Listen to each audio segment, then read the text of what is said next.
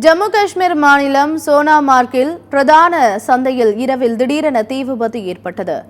காண்டர்பால் மாவட்டத்தில் சோனாமார்க் சந்தை மிகவும் பிரபலமானது. காஷ்மீரி சால்வைகள், பாஷ்மினாக்கள், தரை விரிப்புகள், எம்ப்ராய்டரி செய்யப்பட்ட துணிகள் மற்றும் குங்குமப்பூ, உலர்ந்த பழங்கள், காஷ்மீர் மசாலா பொருட்கள் விற்பனை கடைகள் உள்ளன.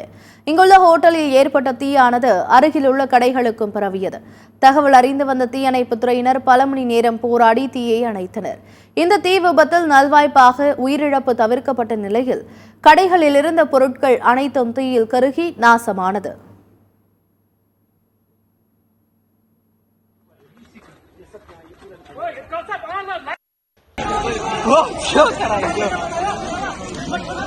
फर्स्ट न्यूज बना